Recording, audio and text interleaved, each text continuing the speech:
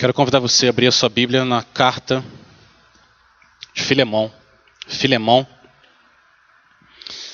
é o texto que a gente vai olhar essa noite. Filemão, a partir do versículo 1, assim diz a palavra do Senhor.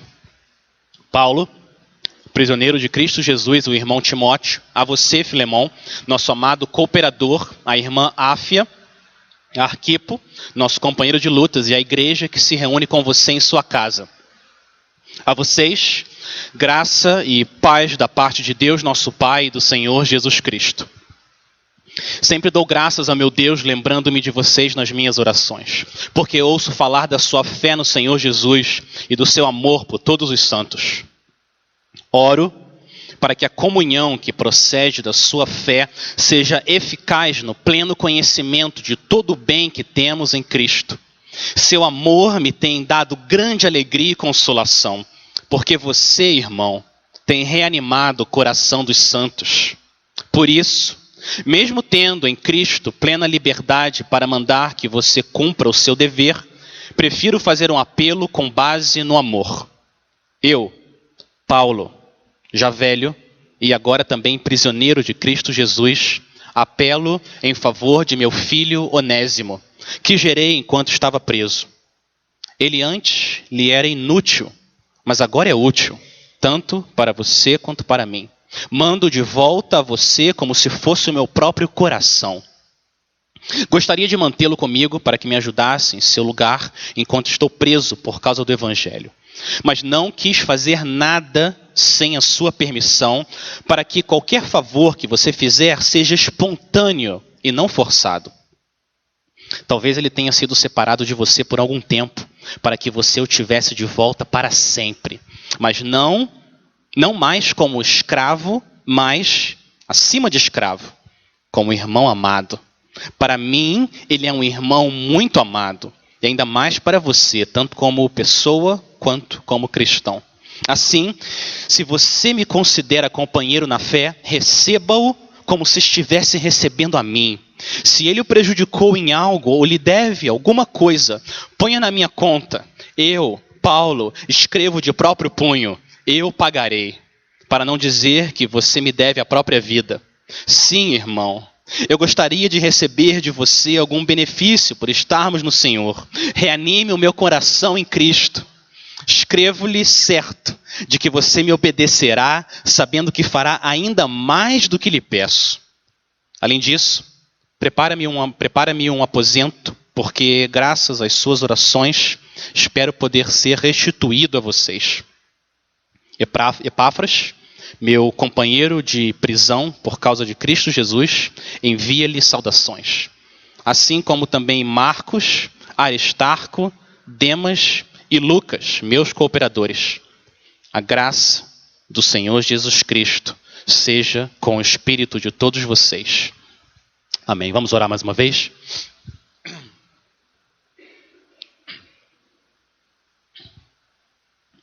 Pai, nós precisamos essa noite de graça. Nós precisamos que o Senhor venha até nós e transforme o nosso coração, que o Senhor transforme os nossos relacionamentos. A gente pede, Pai, que o Senhor traga reconciliação, tanto com o Senhor, quanto aqueles à nossa volta, Pai. A gente pede que o Senhor traga paz, onde há conflito, harmonia, onde existem lutas. O Senhor pode fazer isso através do poder do Teu Evangelho, Pai. A gente quer pedir que o Senhor faça isso essa noite, que o Teu nome seja exaltado por causa de Cristo Jesus, o nosso Senhor. O nome dele que a gente pede e ora. Amém. Pedir perdão muitas vezes não é fácil. Não é fácil pedir perdão, porque para você pedir perdão, você precisa admitir que você estava errado. Você precisa se humilhar diante da pessoa, vencer o medo e a vergonha, ir até alguém e pedir perdão. Não é fácil. Muitas vezes não é fácil pedir perdão, mas perdoar também não é fácil. Dependendo do tamanho da ferida que foi aberta em você, ela demora a cicatrizar. Tanto pedir perdão quanto perdoar não é fácil. Mas, apesar de ser difícil, o perdão, ele é sempre restaurador. O perdão tem esse poder de restaurar relacionamentos. O ar de uma casa muda quando finalmente o marido se arrepende, ele chega até a mulher e fala: meu amor, me perdoa. O ambiente da casa muda quando a filha vai até a sua mãe e fala: mãe, eu não devia ter falado daquela forma. Me perdoa, mãe. No trabalho, clima pesado. 2 funcionários brigaram na reunião, mas logo depois eles fazem uma outra reunião. Eles se abraçam, pedem perdão um para o outro. Perdoa, eu errei. Muda o ambiente. E a igreja de Cristo, a igreja do Senhor Jesus, traz glória a Deus quando 2 irmãos param de andar em conflito, se abraçam, se amam e um pede perdão para o outro. Meu irmão, eu pequei. E o irmão diz: você está perdoado. Fique na paz do Senhor. Perdoar e pedir perdão pode ser difícil, mas é sempre restaurador. A reconciliação sempre sobe como um aroma agradável ao Senhor. E é sobre isso que essa carta de Filemão fala para nós. Sobre a reconciliação e mostra como a vontade de Deus é que a gente se reconcilie. Se você precisa pedir perdão para alguém, ou se você precisa perdoar alguém, a vontade do Senhor é que você faça isso. Que você ande reconciliado com o Senhor e com os seus irmãos. Esse é o assunto dessa carta. O apóstolo Paulo escreveu Filemão no ano 60, mais ou menos. Quase 2000 anos atrás. Mas o assunto que ele trata em toda essa carta continua tão atual quanto era há 2000 anos atrás. A nossa necessidade urgente de se reconciliar, de pedir perdão e de perdoar. Paulo escreveu não só sobre a necessidade, essa carta mostra para a gente também o poder que a graça de Deus tem no coração de alguém para finalmente se dobrar e pedir perdão e finalmente perdoar. O propósito de Paulo, quando a gente leu aqui, você deve ter percebido, o propósito dele é trazer paz para um relacionamento entre 2 pessoas. Filemão é um homem rico de Colosso. Ele tem vários servos, vários escravos. Um desses escravos era Onésimo. O que Onésimo fez foi roubar dinheiro do seu senhor e fugir. Onésimo fugiu, saiu de Colosso e foi até Roma. E, por causa disso, o relacionamento entre eles foi quebrado e Onésimo se colocou numa situação muito, muito grave.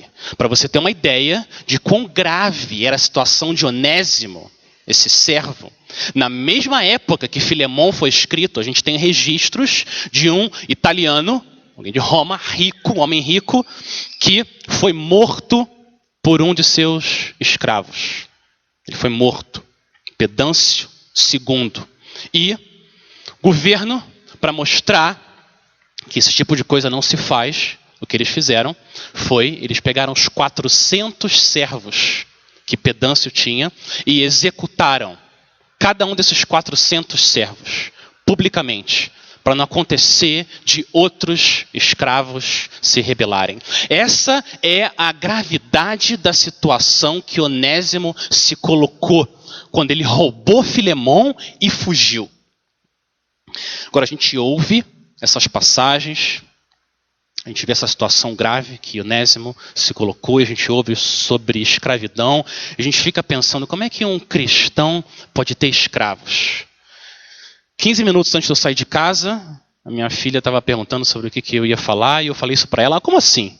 Mas ele não era cristão? Ele tinha escravo. A gente fica desconfortável com a Bíblia colocando essa situação de servos e escravos diante de nós. A gente tem que lembrar primeiro que a escravidão nessa época era parte da sociedade, era normal. Roma tinha o tamanho de Campinas, 1.200.000 habitantes. 1/3 de Roma, 400 mil pessoas eram escravas, servas. Era parte da sociedade. Se você não fosse muito pobre, o provável é que se você vivesse na época, você ia ter servos. Você ia ter escravos na sua casa. Era parte do que acontecia na época. Mas a gente tem que se lembrar de uma coisa. A escravidão nessa época, tanto em Roma quanto antes, o povo judeu, a escravidão não era racial. Não era uma questão de raça. Um médico de pele branca podia ser um escravo. Professores eram escravos. Você podia se vender como um escravo para pagar uma dívida que você tinha com alguém. E os escravos tinham alguns direitos. Eles podiam praticar a religião que eles tinham. Um escravo podia se casar. Ele podia até ganhar dinheiro. Então a escravidão, quando a gente ouve servidão, escravidão na Bíblia, a gente não está falando da mesma coisa que a atrocidade que fizeram há pouco tempo atrás com os africanos, criados à semelhança, à imagem do Senhor. Não é exatamente a mesma coisa. Mas, um outro ponto importante que a gente tem que lembrar também. O fato de você entregar a sua vida a Cristo mudava a maneira como o Senhor se relacionava com o servo e o servo com o seu Senhor. Deixa eu ler o que Paulo escreveu para a igreja de Colosso. Colossenses capítulo 4, versículo 1. Olha o que Paulo disse, falando para os senhores, aqueles que tinham escravos. Senhores, tratem os seus servos com justiça e igualdade, sabendo que também vocês têm um Senhor no céu. Então, quando você entrega a sua vida ao Senhor e a graça atinge o seu coração, ela afeta os seus relacionamentos. E afetava também o relacionamento entre senhores e servos. E um último ponto importante que a gente tem que sempre trazer quando a gente ouve essas passagens sobre servos e escravidão. O propósito da Bíblia não é criar uma revolução social, um movimento que vai mudar tudo que existe aqui. Não é esse o propósito da Bíblia. Não é uma revolução, um manifesto social. O propósito das Escrituras é mostrar a mensagem de reconciliação entre Deus e os homens, entre os homens e eles, outros homens. Essa mensagem afeta, sim, os nossos relacionamentos aqui. Afeta. Mas o propósito não é transformar completamente tudo que existe. Porque esse mundo só vai ficar perfeito quando o rei voltar. Quando o rei voltar, quando o rei Jesus voltar, aí sim, essa é a nossa esperança. Nossa expectativa não pode ser em estar em governantes ou estruturas sociais aqui e agora. Não é esse o propósito da palavra do Senhor. Afeta a nossa vida aqui agora, afeta a eternidade, mas a Bíblia é um livro sobre como a gente se reconcilia com o Senhor. Muito bem, diante dessas observações iniciais, eu quero entrar na carta com vocês. Vamos olhar, então, como que essa carta curta traz verdades profundas sobre o Evangelho. Como de costume, Paulo começa as suas cartas dizendo quem está escrevendo, né, o próprio Paulo, e ele, interessante, ele não se coloca como apóstolo. Olha o versículo 1. Paulo, apóstolo de Cristo. Não é isso que ele diz. Paulo, prisioneiro. Prisioneiro de quem? Ele não é prisioneiro do Império Romano. Ele sabe a identidade dele. Quem que é o dono dele? Paulo, prisioneiro de Cristo Jesus. Isso é verdade para você também, se você está em Cristo. Você é uma dona de casa de Cristo Jesus. Você é um professor, uma enfermeira de Cristo Jesus. Essa é a sua identidade. Você não é funcionário da Honda. Você é funcionário do Rei Jesus. E o Rei te colocou na Honda para você exaltar o nome dele ali, naquele meio.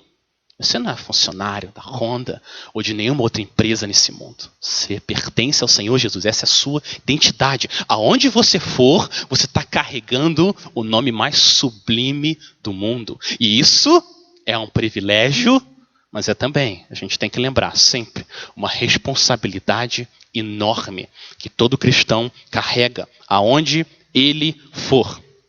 Paulo coloca também Timóteo no versículo 1, como autor. Timóteo, coautor, estava junto com ele na prisão, mas Paulo sempre fala na primeira pessoa. Ele é o autor principal. Então, logo depois, ele começa a listar 4 destinatários. Primeiro, Filemão, amado cooperador. E depois ele inclui, versículo 2, a irmã Áfia, provavelmente a esposa de Filemão. Arquipo, nosso companheiro de lutas.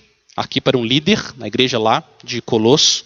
Talvez o filho de Filemão com Áfia. E, preste atenção, olha o que Paulo faz. Por fim, ele coloca a igreja que se reúne com você em sua casa. Olha isso. Paulo está tratando de um assunto pessoal.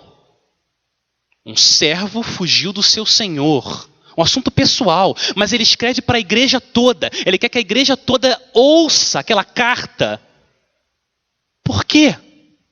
Por quê? Porque diferente da mentalidade muito comum hoje em dia, a nossa vida não pertence só a nós. Essa ideia de que ninguém tem nada a ver comigo e eu faço o que eu quiser com o meu tempo, com o meu dinheiro, isso não faz parte da mentalidade de um cristão.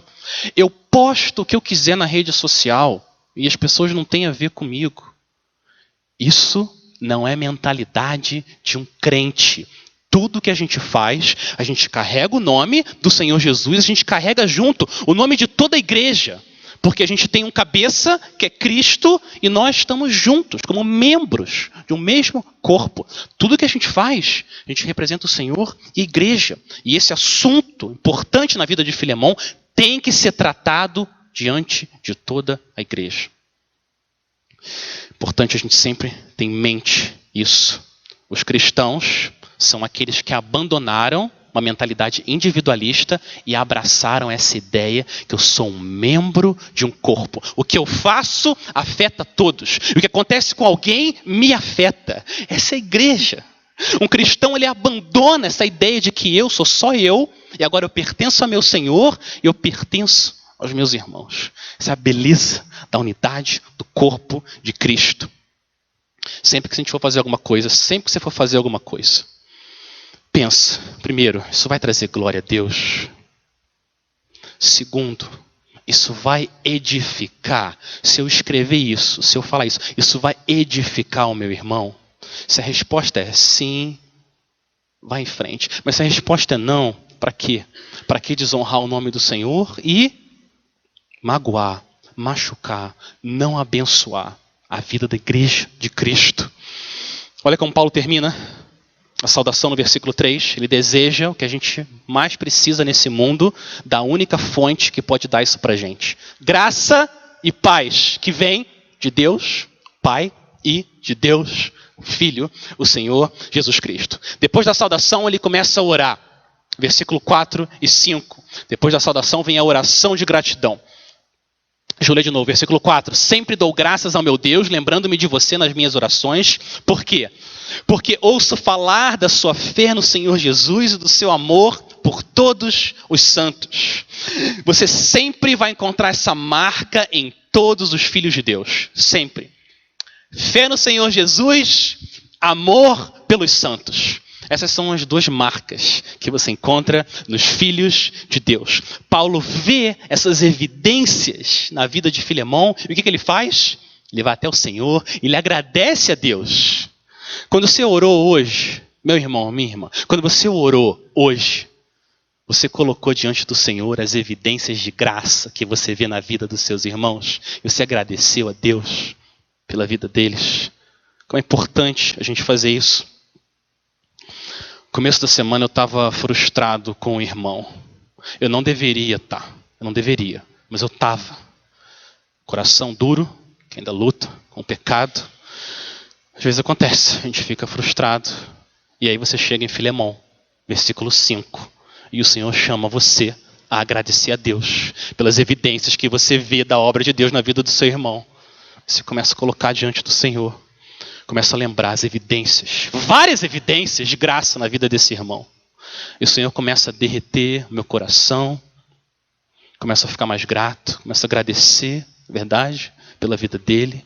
Começa a perceber que aquilo que eu estava ofendido nem era motivo de ficar ofendido por causa daquilo. E o Senhor vai trabalhando. Ele é honrado com o nosso agradecimento e trabalha no nosso coração. Muitas vezes é uma oração assim que prepara a mesa para a reconciliação. Para a gente se reconciliar com um irmão ou com uma irmã. E olha a oração que ele faz. Versículo 6. Paulo agradece ao Senhor, mas ele também pede, faz um pedido, ele ora. Oro para que a comunhão que procede da sua fé seja eficaz no pleno conhecimento de todo o bem que temos em Cristo. Paulo agradece, mas Paulo ora, ele ora, Senhor, faz a fé de Filemão continuar produzindo fruto, a ser eficaz. E à medida que ele serve o Senhor e ele serve os irmãos, a tua graça afeta também o coração dele. E o conhecimento que ele tem de como ele é abençoado em Cristo, seja verdade na vida dele. Quanto mais ele serve, que ele mais conheça o Senhor. Faz isso na vida dele. Paulo ora. Ele termina essa oração de gratidão no versículo 7, dizendo que esse amor que Filemão tem pelos irmãos da igreja tem animado o coração de todos e trazido, não pequena, mas grande alegria ao próprio coração de Paulo. A gente não fica animado, você não fica animado quando você vê evidências de graça na vida de alguém, quando você vê alguém manifestando fé e amor pelos santos? Não encoraja, não anima o seu coração quando você vê a obra de Deus em alguém? Sexta-feira de manhã, eu estava no velório de um amigo que faleceu essa semana e o Senhor foi gracioso de ter me levado até esse velório, porque foi encorajador demais. No final, esse homem tinha 3 filhas, novas. No final, os homens baixando o corpo desse irmão que amava o Senhor, baixando o corpo dele, enquanto o corpo dele está sendo baixado, a filha dele, diante do Pai, cantando sou feliz em Jesus. A outra irmã agarrando nela, ela louvando o Senhor. Coisa linda, a fé dela, como afeta o nosso coração. Mas não foi só isso, ela está lá louvando o Senhor, o pai dela descendo, ela olha um tio ou alguém que está ali sozinho, triste. O pai dela está ali. Sabe o que ela faz? Ela vai consolar o tio dela. Porque ela tem fé no Senhor. Essa fé afeta o coração dela. Agora ela ama as pessoas. E ela vai até lá consolar o tio dela. Mas que coisa linda. Eu estou ali no sol. Cabeça sendo esquentada pelo sol. Meu coração sendo refrescado pela fé e o amor daquela jovem. Você não é afetado também quando você vê evidências da graça do Senhor na vida dos seus irmãos?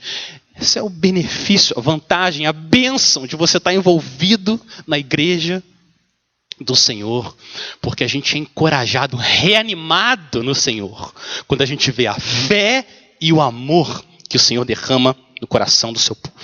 Agora vamos continuar. Depois dele saudar, agradecer, orar, Paulo chega no assunto principal da carta. Ele vai interceder por esse escravo fugitivo. Mas olha a maneira como Paulo intercede. Ele não chega usando toda a autoridade dele. Paulo não usa autoridade. Paulo usa o amor. Vamos ler de novo, a partir do versículo 8. Por isso, mesmo tendo em Cristo plena liberdade para mandar que você cumpra o seu dever, prefiro fazer um apelo com base no amor. Eu, Paulo, já velho e agora também prisioneiro de Cristo Jesus, apelo em favor de meu filho Onésimo, que gerei enquanto estava preso. Ele antes era inútil para você, mas agora é útil, tanto para você quanto para mim. Paulo poderia usar a autoridade dele. Ele é um apóstolo. Ele podia chegar e falar, Filemão, Onésimo entregou sua vida ao Senhor, eu vou manter ele aqui, ele vai me ajudar, ele está sendo uma bênção aqui no trabalho, eu estou preso em Roma, eu posso evangelizar, eu vou manter eu vou manter Onésimo aqui, muito obrigado. Ele podia ter feito isso, mas ele não faz isso. Ele apela para quê? É o versículo 9. Prefiro fazer um apelo com base no amor. É isso que Paulo está fazendo. Ele usa o amor como a base para mover os corações. O que aconteceu foi que Onésimo foi até Paulo, e Paulo proclamou Cristo e ele crucificado por pecadores. Chamou Onésimo a se arrepender dos pecados, do que ele tinha feito, entregar a vida ao Senhor, confiar que Jesus morreu no lugar dele. O Senhor concedeu arrependimento, o Senhor concedeu fé. Onésimo agora vive para o Senhor. Onésimo foi gerado, como Paulo fala, ele nasceu de novo. Porque antes ele estava perdido, agora Onésimo foi achado. Antes ele era cego, agora ele vê. Agora ele entende quem é o Senhor Jesus. Onésimo conseguiu fugir de Filemão, mas Onésimo não conseguiu fugir da graça. Ele não conseguiu fugir da graça soberana. E a história de Onésimo é a sua história. Se você está em Cristo, essa é a sua história. A gente pode fugir de muitas pessoas, mas da graça soberana ninguém consegue fugir. Quando Deus quer salvar um pecador, ele pode se esconder onde for, nos confins dos mares, mas até lá a mão do Senhor vai e traz ele de volta. Esse é o poder da graça soberana do Senhor. Ela acaba encontrando aqueles que o Senhor quer salvar. Agora olha o versículo 11. No versículo 11, Paulo faz um jogo de palavras com o que acontece com quem é transformado pela graça do Senhor. A palavra Onésimo, o nome Onésimo significa útil. E olha o que Paulo diz. Antes, o nome dele era útil, Onésimo, mas ele não era útil. Antes ele era inútil, no sentido de que apesar de ser seu escravo e fazer tudo o que você mandava, ele não amava o Senhor. Ele não fazia as coisas para a glória do Senhor. Ele não fazia com amor verdadeiro. Mas agora a graça alcançou Onésimo. Agora ele foi transformado. Agora Onésimo é útil. Agora ele vai glorificar o Senhor e servir você com todo o coração. Ele foi transformado pela graça. Agora, repara que se a base para a intercessão de Paulo é o amor, a expectativa de Paulo é que a resposta seja espontânea. Olha, versículo 12 em diante.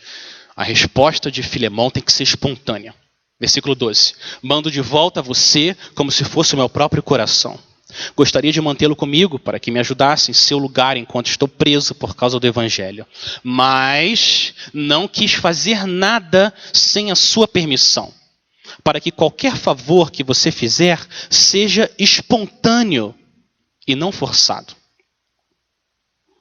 Você ia se sentir amado?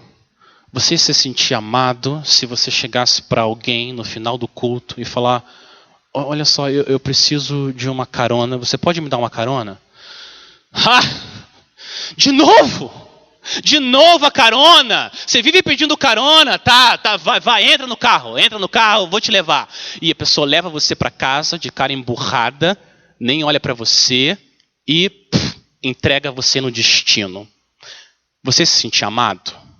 Provavelmente não. Mas, e se termina o culto e antes de você falar com alguém, vem um irmão para você e fala: Posso dar uma carona para você? Posso te levar para casa? Mas é muito fora de mão para você. Não tem problema. Eu quero levar você para casa. Quero dar uma carona para você. E ela coloca você no carro e ela fica a viagem inteira só fazendo perguntas sobre a sua vida, sabendo como é que você está, como é que ela pode orar por você, te encorajando. Você se sente amado? Você se sente amado? Qual foi a diferença? A carona foi igual. Você saiu daqui e foi para sua casa. Qual foi a diferença? A diferença é que no segundo caso foi um amor espontâneo. Não foi forçado. A pessoa fez o que ela realmente queria fazer. Esse é o poder da graça no coração daqueles que andam com o Senhor.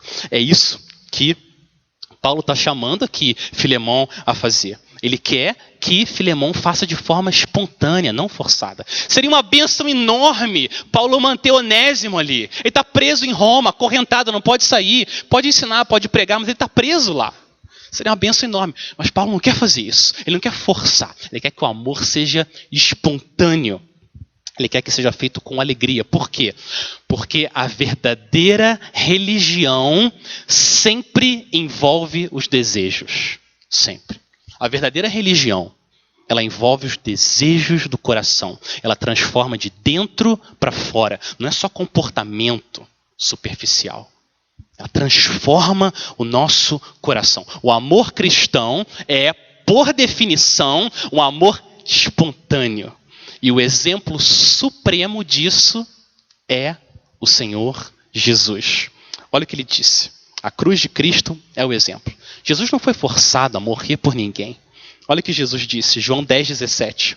Por isso é que o Pai me ama, porque eu dou a minha vida para retomá-la. Ninguém a tira de mim, mas eu a dou por minha espontânea vontade. Isso é amor. O amor, ele precisa ser espontâneo para trazer glória ao Senhor. Mesmo sem vontade, a gente é chamado a obedecer. Mesmo sem vontade, a gente tem que obedecer. Mas não se conforme com uma obediência incompleta. Não para aí. Não faz isso. Continua orando, clamando ao Senhor, o Espírito Santo transformar o nosso coração. Para a gente amar, porque a gente quer amar. E esse é o poder da graça. Não é só fazer o que a gente tem que fazer. Não é ir contra a nossa vontade. A graça do Senhor não força a nossa vontade. O que a graça faz é transformar a nossa vontade para a gente querer fazer a vontade de Deus. Esse é o poder do Evangelho. É isso que aqueles que andam com o Senhor faz. É transformar a nossa vontade para a gente amar espontaneamente. Esse é o poder do Evangelho do Senhor Jesus. Muito bem, a base da intercessão é o amor, a expectativa espontânea. Agora Paulo vai dar a razão para a reconciliação. Uma razão que você sempre tem que trazer para todos os conflitos de relacionamento que você tem. Sempre. A razão para a reconciliação é a nossa união com Cristo. A nossa união com Cristo. Vamos ler de novo. Versículo 15 e versículo 16. Talvez ele tenha sido separado de você por algum tempo, para que o tivesse de volta para sempre. Não mais como escravo, mas muito além de escravo, como irmão amado. Para mim, ele é um irmão muito amado. E ainda mais para você, tanto como pessoa, quanto como cristão. Olha o que Paulo está dizendo. Filemão, Onésimo foi separado de você como escravo por um tempo. Agora, como ele se tornou um irmão em Cristo, agora ele está unido a você para sempre. Deus usou a fuga de um escravo, um servo rebelde, para salvar ele. E agora ele uniu você, Filemão e Onésimo, uniu vocês juntos. E agora vocês vão passar a eternidade adorando o mesmo Senhor. Receba Ele dessa maneira. Agora, por causa da fé que você, Filemão, e você, Onésimo, tem em Cristo, por causa da fé de vocês em Cristo, vocês estão unidos também. Mesma família. Debaixo do mesmo Pai. Não faz sentido mais vocês viverem em conflito. Vocês estão unidos. Irmãos. Por que a gente se chama de irmão e irmã? Porque a gente faz parte da mesma família, debaixo do mesmo Pai. Que sentido faz? A família viver em conflito. Essa é uma verdade que a gente sempre tem que trazer, sempre, para os nossos conflitos. Imagina, duas pessoas. Pode ser o marido e a mulher, pai e filhos. Pode ser um irmão, uma irmã na igreja. Imagina. Duas pessoas que estão com um relacionamento quebrado, um relacionamento danificado, machucado pelo pecado. O que vai levar essas pessoas a se reconciliarem? Imagina que essas mesmas pessoas que estão com esse relacionamento quebrado, elas duas entregaram a vida ao Senhor. Essas duas pessoas pertencem a Cristo. Elas professam a mesma fé. Duas pessoas em conflito que pertencem a Cristo, estão unidas. O que vai acontecer com essas duas pessoas? em breve, pode ser algumas horas ou alguns anos, mas em breve, essas duas pessoas vão viver eternamente juntas. Elas vão amar quando elas forem até o Senhor, ou quando o Senhor voltar e acabar com o pecado e todo o conflito. Essas duas pessoas que aqui não estão se entendendo, elas vão amar uma outra de uma maneira que elas não conseguem nem imaginar que isso era possível. Que era possível alguém ter um amor assim por alguém e receber um amor assim por alguém. Elas vão refletir a glória de Deus uma para a outra por toda a eternidade, para sempre. É isso que vai acontecer com elas, em breve. Agora, que sentido faz, se isso é verdade, que sentido faz continuar o conflito aqui e não experimentar agora a reconciliação? O que é o povo de Deus? O que é você ser resgatado? É você trazer esse futuro para agora, o presente, e começar a experimentar essa reconciliação. Agora! A nossa união com Cristo é a base para a gente andar unido uns com os outros. Então, se você está em conflito com alguém que professa a fé que você professa, essa situação precisa mudar. Você precisa pedir perdão, se esse for o caso, ou você precisa perdoar, se você realmente está unido a Cristo. Como o Senhor Jesus nos ensinou a orar, perdoa as nossas ofensas, como nós temos perdoado aqueles que nos têm ofendido. Se você está unido a Cristo, a gente tem que andar unido um ao outro. Mesma família. É isso que Paulo está fazendo aqui. É isso que ele quer mostrar para Filemão, trazendo a realidade da eternidade para agora e vendo como isso afeta o relacionamento aqui, agora. Não faz sentido viver sem se reconciliar, se a gente já foi reconciliado pelo sangue de Cristo a Deus e agora pertence a Ele. É isso que Deus está chamando cada um de nós aqui a fazer. E você pode fazer isso. Pode ser difícil. E muitas vezes é difícil pedir perdão, é difícil perdoar, mas você pode fazer isso. Não nas suas forças, mas você pode fazer isso no poder do Espírito Santo. A graça de Deus tem esse poder. Transforma relacionamentos. Transformou o seu relacionamento com o Senhor, transforma o seu relacionamento aqui nesse mundo. Então eu quero fazer um apelo, como Paulo fez para Filemão, para você fazer o que for necessário, o que tiver ao seu alcance. Não tem como você controlar a outra pessoa, mas o que tiver ao seu alcance. Faça o que você puder para se reconciliar com todos, para viver em paz com todos, para você experimentar a bênção de ser afetado pela graça e fazer essa graça fluir para as outras pessoas. Imite o Senhor Jesus. É isso que Deus chama a gente para fazer. E agora Paulo chega no clímax, no topo do apelo dele por Onésimo. Agora Paulo se coloca como o próprio mediador, um pacificador. Olha como ele termina esse apelo. Versículo 17. Assim, se você me considera companheiro na fé, receba-o como se estivesse recebendo a mim. Se ele o prejudicou em algo, ou deve alguma coisa a você, põe na minha conta. Eu, Paulo, escrevo de próprio punho, eu pagarei, para não dizer que você me deve a própria vida. Olha o que Paulo está fazendo, ele está agindo aqui como um pacificador, como um mediador entre Filemão e Onésimo. Filemão, se ele deve qualquer coisa para você, considera que essa dívida é minha. Considera que essa dívida é minha, Filemão. Coloca na minha própria conta, eu assumo essa dívida. E Paulo pede por misericórdia. Passa a dívida para mim e tenha misericórdia dele. Você conhece algum homem que já fez isso na história? Você conhece algum outro homem, sem ser Paulo, que fez a mesma coisa? Eu pagarei a dívida dele. E ele vai até a cruz. E ele paga a nossa dívida. A gente tinha uma dívida com o Senhor Deus. Uma dívida infinita. Não um servo que roubou dinheiro do seu Senhor. O que a gente roubou do Senhor, Deus, foi a glória dele. Qual que é o preço da glória de Deus? Tem preço.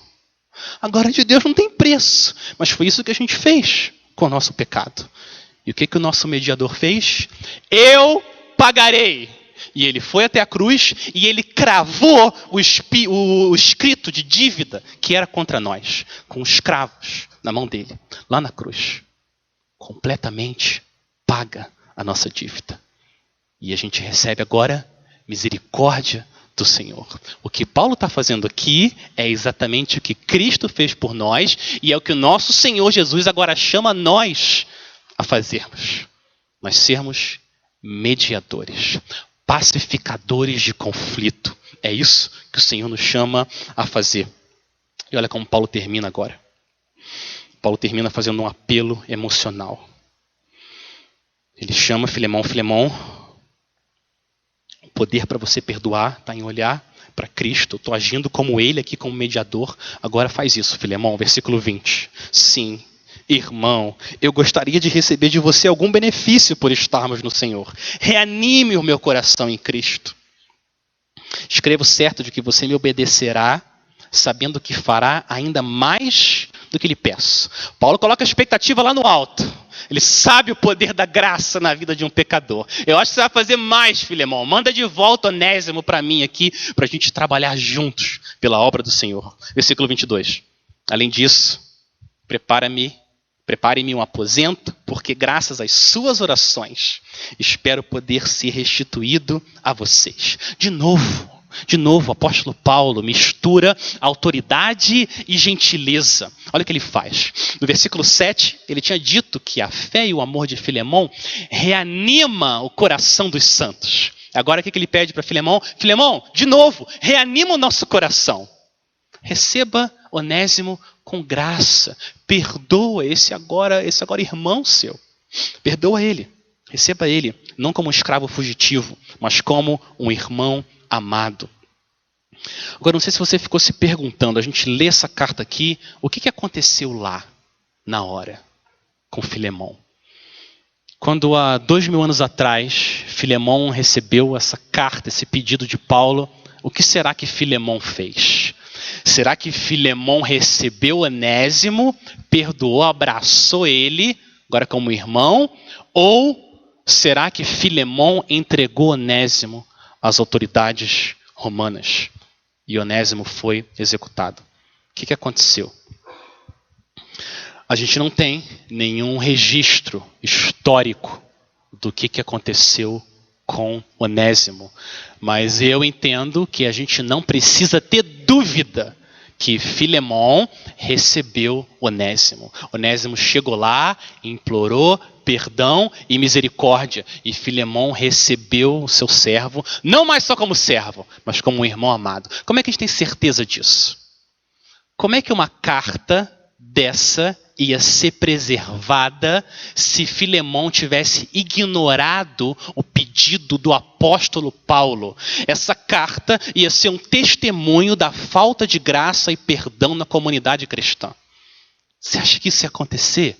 Nunca. O Senhor, na sua misericórdia, preservou essa carta para você estar aqui essa noite.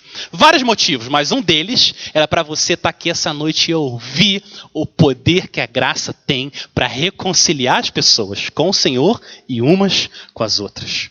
Um testemunho do que o Senhor pode fazer na nossa vida. E essa é a vontade de Deus, tanto para Filemão quanto para você. A vontade de Deus é a reconciliação. Por quê? Deus é um Deus de reconciliação. Foi isso que ele fez com o Senhor Jesus. Ele mandou o Filho dele para isso. Ele quer agora que a gente viva reconciliados uns com os outros. A gente precisa pedir perdão e a gente precisa perdoar. Isso é parte da nossa vida debaixo do céu.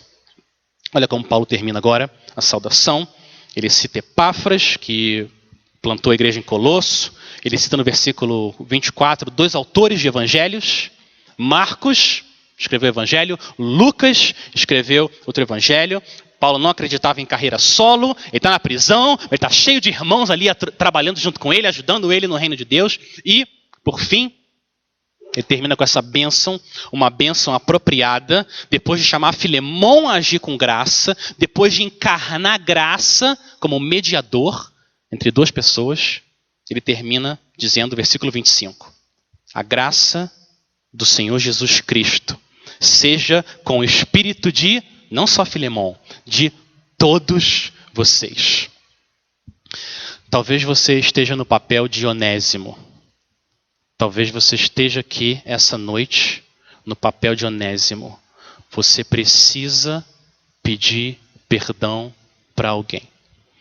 As palavras do Senhor Jesus para você são essas. Mateus 5, 23 e 24. Olha a importância que o Senhor Jesus dá para a reconciliação. Portanto, se você estiver apresentando a sua oferta diante do altar e ali se lembrar de que seu irmão tem algo contra você, deixe sua oferta ali diante do altar e vá primeiro reconciliar-se com seu irmão. Depois volte e apresente a sua oferta. Essa é a vontade do Senhor Jesus para nós.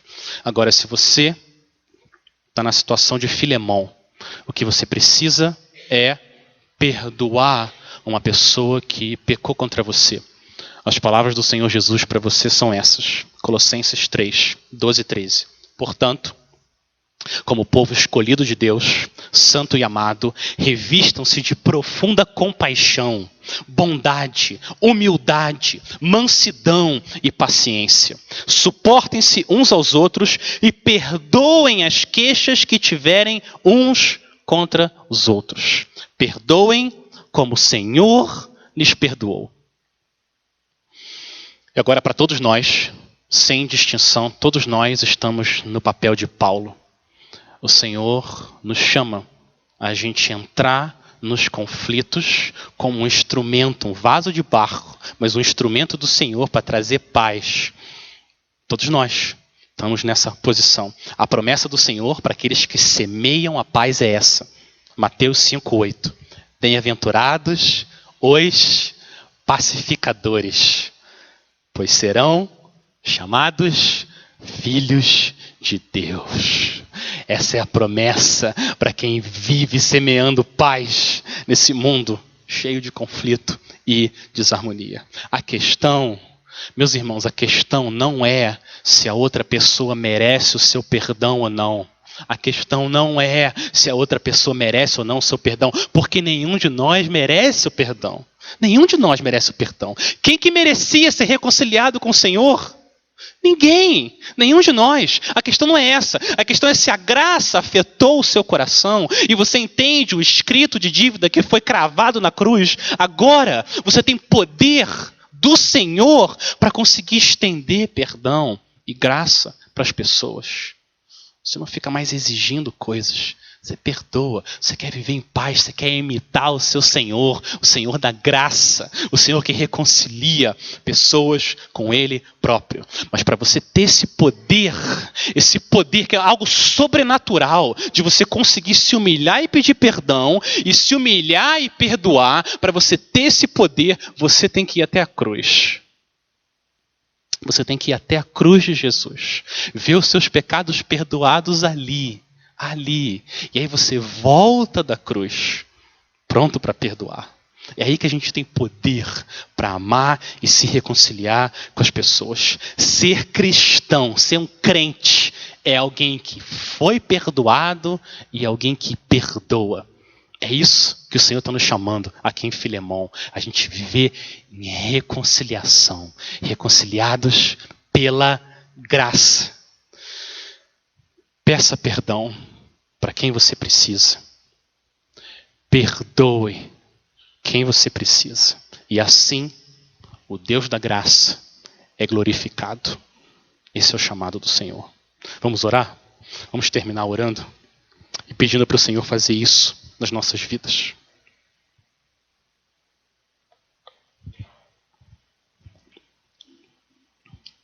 Pai, o Senhor nos reconciliou contigo através do sangue de Cristo derramado na cruz. E agora o Senhor nos chama, Pai, a gente pedir perdão e perdoar. A gente quer confessar, Pai, que muitas vezes é difícil, é uma luta a gente se reconciliar com o próximo. dentro da nossa casa ou da igreja. Mas a gente quer louvar o Senhor, Pai, porque no poder do Teu Espírito isso é possível. A Tua graça afeta o nosso coração de uma maneira que a gente quer, de forma espontânea, se reconciliar. Pai, a gente pede que o Senhor faça isso na vida daqueles que precisam se reconciliar por causa da graça, Pai. Aqueles que têm que se reconciliar com o Senhor, que o Senhor leve eles até a cruz, dê arrependimento e fé e transforma, Pai, a vida deles. E aqueles que precisam de reconciliação, Pai, aonde quer que seja, que o Senhor visite com poder e traga paz, perdão, harmonia, por causa do Teu grande amor pelo Teu povo e para exaltar a Tua graça em salvar, santificar e se reconciliar. A gente coloca tudo isso, Pai, diante do Senhor, no nome do nosso Rei, Salvador, o nosso Mediador, Senhor Jesus Cristo. Amém. Amém.